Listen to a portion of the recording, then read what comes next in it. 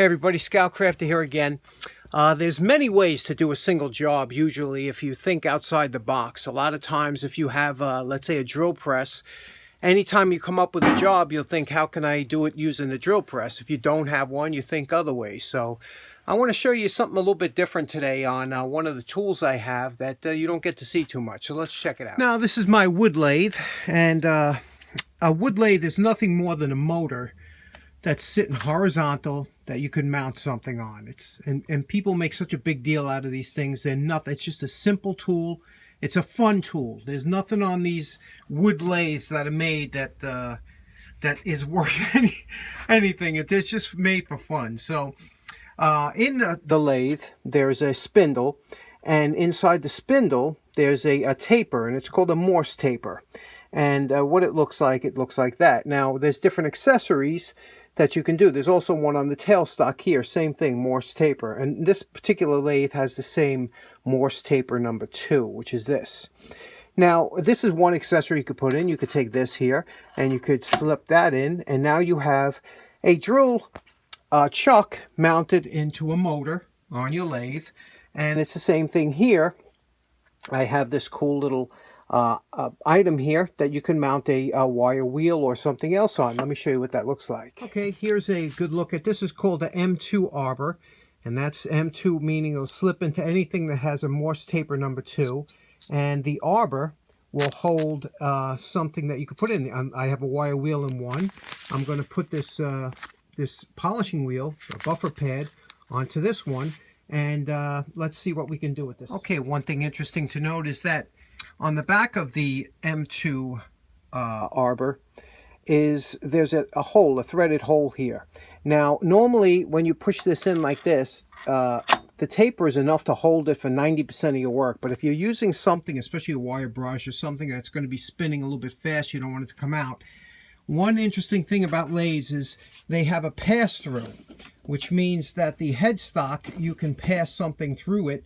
So there comes a little threaded rod with a washer on the end, will pass through this hole here on the other side of the headstock and screw into the back of that. Right now it's screwing into the back of that buffer pad, and when it tightens up, now you're secure and you don't have to worry about this. You see, I can turn this and that'll turn. So you don't have to worry about it flying off when you're using it. That's an important thing to remember when you're using a lathe for something like this. Today's project is, I collect locks too, and I love these Series 10 American locks. They were Junk Brothers. You could see here is the one who American bought out, and they have all their patterns. So these Series 10, they're really nice. These two are new old stock. You could tell they came with both keys and the way they are. But this one here was used. It's obvious. And you could see it has a little bit of tarnishing and things like that. Now, I want to make this one look better than those two. However, I don't want to put it on the steel brush and put any scratches on it. That's why I have the brass brush that I put into the lathe. So let's get started on this and see what we can do. One of the reasons I enjoy working on this lathe so much is because I want you to listen to how whisper quiet this tool is. Now, I set it at 815 RPM. Look at that. That's just beautiful to work on.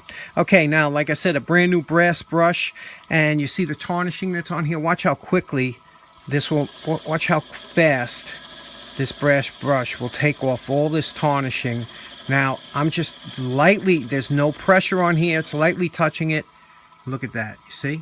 That's why I like a brass brush on something like this. Puts in no scratches, and we'll be able to buff that out. Less than 5 minutes onto the wire brush, you can see what a nice finish that left because it's a brass brush.